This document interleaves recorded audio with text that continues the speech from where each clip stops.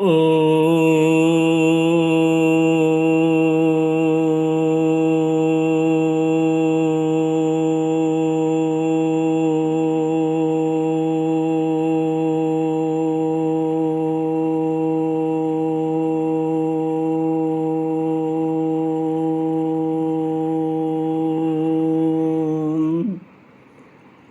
गुरुचरण कमलेभ्यो नमः।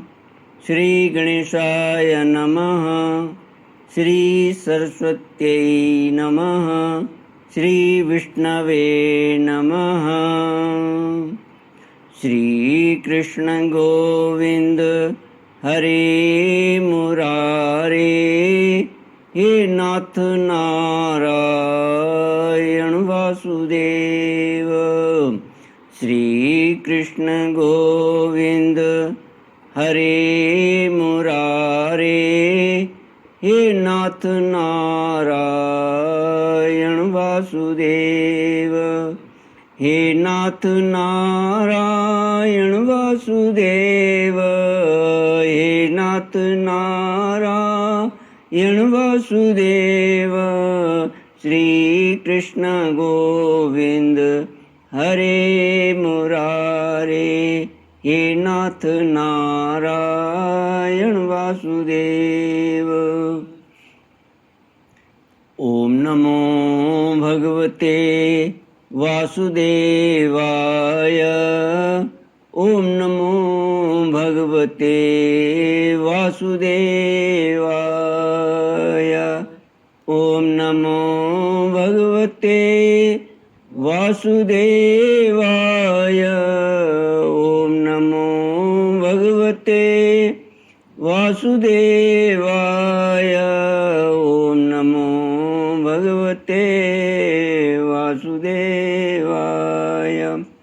कृष्णाय वासुदेवाय हरये परमात्मने प्रणतक्लेशनाशाय गोविन्दाय नमो नमः।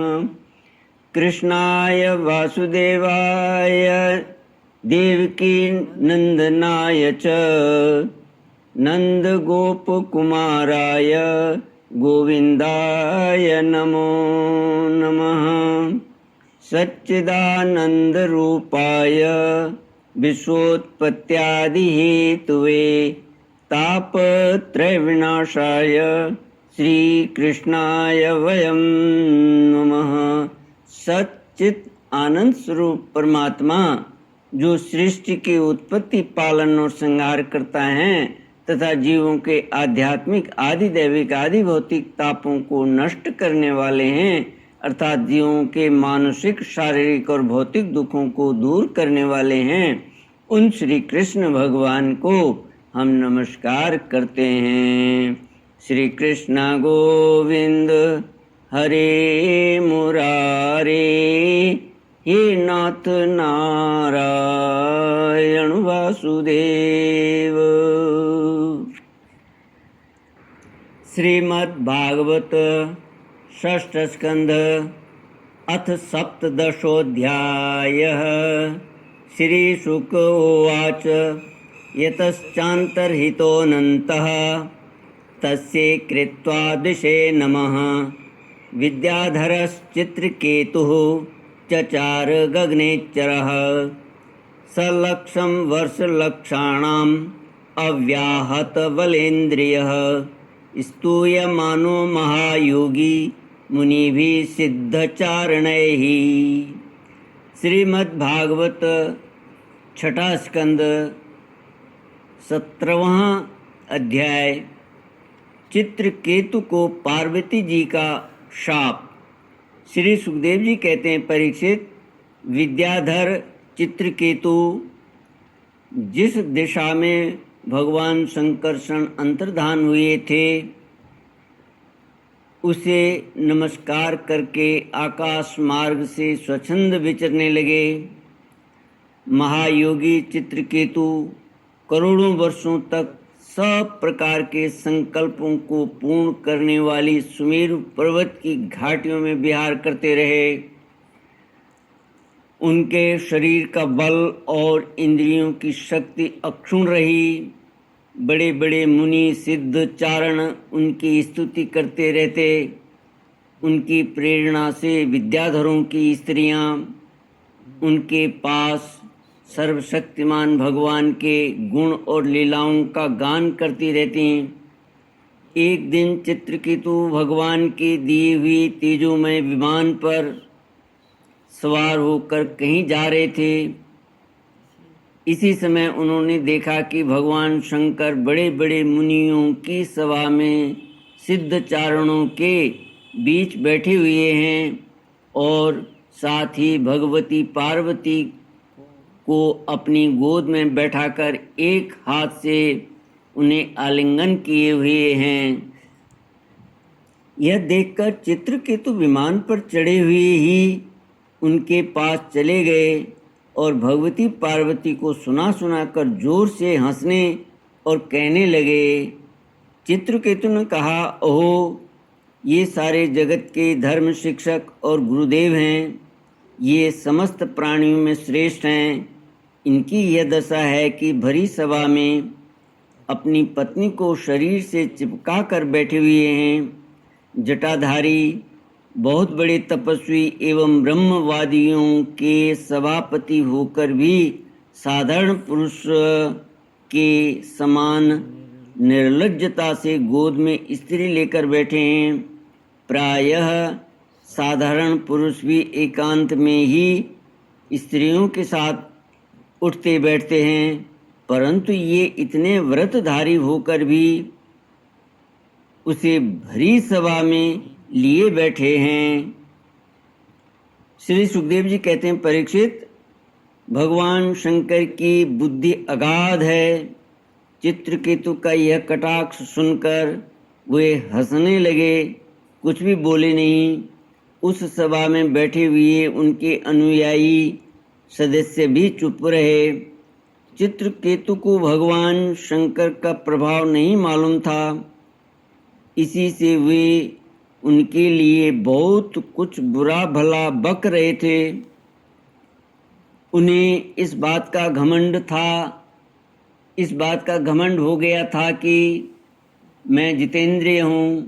पार्वती जी ने उनकी यह धृष्टता देखकर क्रोध से कहा, श्री कृष्ण गोविंद हरे मुरारे, हे नाथ नारायण वासुदेव। पार्वती जी बोली, ओहो, हम जैसे दुष्ट और निर्लज्जों का दंड के बल पर शासन एवं तिरस्कार करने वाला प्रभु इस संसार में यही है क्या? जान पड़ता है कि ब्रह्मा जी, भृगु, नारद आदि उनके पुत्र, सनकादि परम ऋषि, कपिल देव और मनु आदि बड़े बड़े महापुरुष धर्म का रहस्य नहीं जानते। तभी तो वे धर्म मर्यादा का उल्लंघन करने वाले भगवान शिव को इस काम से नहीं रोकते। ब्रह्मा आदि समस्त महापुरुष जिनके चरण कमलों का ध्यान करते रहते हैं, उन्हीं मंगलों को मंगल बनाने वाले साक्षात जगत गुरु भगवान का और उनके अनुयायी महात्माओं का इस अधम क्षत्रिय ने तिरस्कार किया है और शासन करने की चेष्टा की है। इसलिए यह ढीठ सर्वथा दंड का पात्र है। इसे अपने बड़प्पन का घमंड है। यह मूर्ख भगवान श्री हरि के उन चरण कमलों में रहने योग्य नहीं है जिनकी उपासना बड़े बड़े सत्पुरुष किया करते हैं। चित्रकेतु को संबोधन कर पार्वती जी कहती हैं, अतः दुर्मते, तुम पापमय असुर योनि में जाओ। ऐसा होने से बेटा तुम फिर कभी किसी महापुरुष का अपराध नहीं कर सकोगे। श्री कृष्ण गोविंद हरे मुरारे, हे नाथ नारायण वासुदेव। श्री सुखदेव जी कहते हैं, परीक्षित, जब पार्वती जी ने इस प्रकार चित्रकेतु को शाप दिया तब वे विमान से उतर पड़े और सिर झुकाकर उन्हें प्रसन्न करने लगे। चित्रकेतु ने कहा, माता पार्वती जी, मैं बड़ी प्रसन्नता से अपने दोनों हाथ जोड़कर आपका शाप स्वीकार करता हूँ, क्योंकि देवता लोग मनुष्यों के लिए जो कुछ कह देते हैं वह उनके प्रारब्ध अनुसार मिलने वाले फल की पूर्व सूचना मात्र होती है। देवी, यह जीव अज्ञान से मोहित हो रहा है और इसी कारण इस संसार चक्र में भटकता रहता है तथा सदा सर्वदा सर्वत्र सुख और दुख भोगता रहता है। माता जी, सुख और दुख को देने वाला न तो अपना आत्मा है और न कोई दूसरा। जो अज्ञानी हैं वे ही अपने को अथवा दूसरे को सुख दुख का कर्ता माना करते हैं। यह जगत सत्व रज आदि गुणों का स्वाभाविक प्रवाह है। इसमें क्या शाप, क्या अनुग्रह, क्या स्वर्ग, क्या नरक और क्या सुख, क्या दुख। एकमात्र परिपूर्ण भगवान ही बिना किसी की सहायता के अपने आत्मस्वरूपिणी माया के द्वारा समस्त प्राणियों की तथा उनके बंधन, मोक्ष और सुख दुख की रचना करते हैं। माता जी, भगवान श्री हरि सब में सम और माया आदि मल से रहित हैं। उनका कोई प्रिय अप्रिय, जाति बंधु, अपना पराया नहीं है। जब उनका सुख में राग ही नहीं है तब उनमें रागजन्य क्रोध तो हो ही कैसे सकता है। तथापि उनकी माया शक्ति के कार्य पाप और पुण्य ही प्राणियों के सुख दुख, हित अहित, बंध मोक्ष, मृत्यु जन्म और आवागमन के कारण बनते रहते हैं।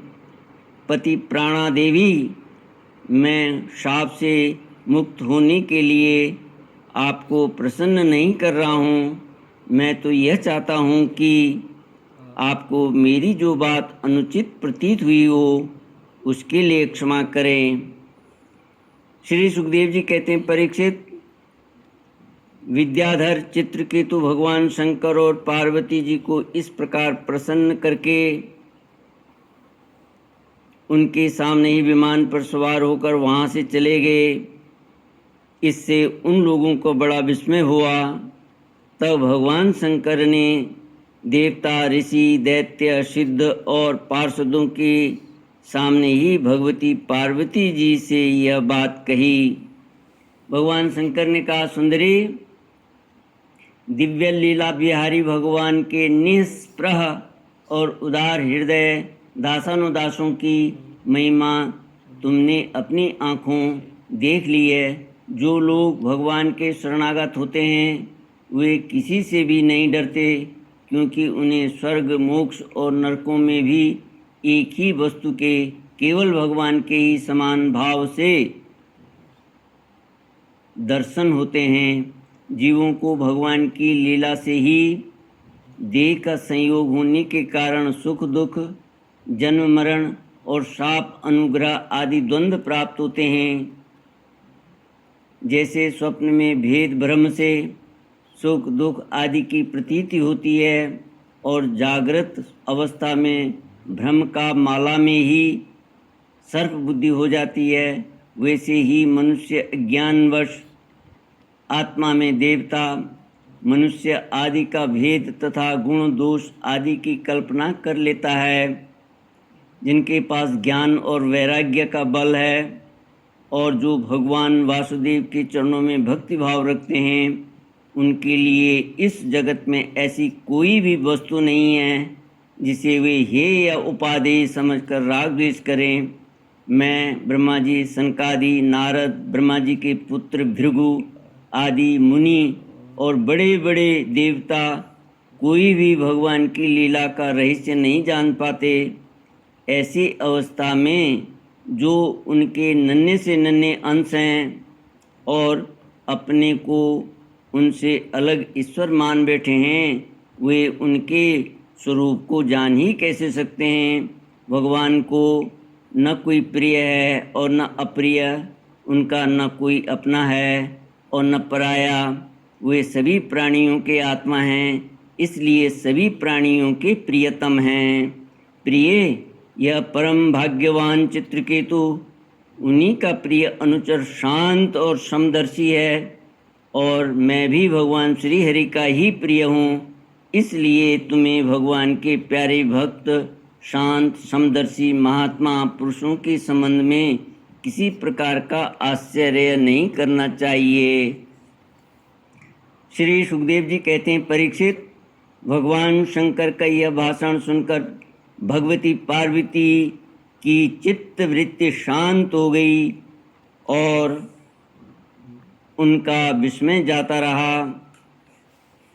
भगवान के परम प्रेमी भक्त चित्रकेतु भी भगवती पार्वती को बदले में शाप दे सकते थे, परंतु उन्होंने उन्हें शाप न देकर उनका शाप सिर चढ़ा लिया। यही साधु पुरुष का लक्षण है। यही विद्याधर चित्रकेतु दानव योनि का आश्रय लेकर त्वष्टा के दक्षिणाग्नि से पैदा हुए। वहाँ इनका नाम वृत्रासुर हुआ और वहाँ भी ये भगवत स्वरूप के ज्ञान एवं भक्ति से परिपूर्ण ही रहे। तुमने मुझसे पूछा था कि वृत्रासुर का दैत्य योनि में जन्म क्यों हुआ और उसे भगवान की ऐसी भक्ति कैसे प्राप्त हुई। उनका पूरा विवरण मैंने तुम्हें सुना दिया। महात्मा चित्रकेतु का यह पवित्र इतिहास केवल उनका ही नहीं, समस्त विष्णु भक्तों का महात्म्य है। इसे जो सुनता है वह समस्त बंधनों से मुक्त हो जाता है। जो पुरुष प्रातःकाल उठकर मौन रहकर श्रद्धा के साथ भगवान का स्मरण करते हुए इस इतिहास का पाठ करता है, उसे परम गति की प्राप्ति होती है। श्री कृष्ण गोविंद हरे मुरारे, हे नाथ नारायण वासुदेव। इति श्रीमद्भागवते महापुराणे पारमहंस्यां संहितायां षष्ठस्कन्धे चित्रकेतुशापो नाम सप्तदशोऽध्यायः। ओम पूर्णमद पूर्णमिदं पूर्णात् पूर्णमुदच्यते पूर्णस्य पूर्णमादाय पूर्णमेवावशिष्यते। ओम शांति शांति शांति। हरि ओम। श्री गुरुभ्यो नमः। हरि ओम।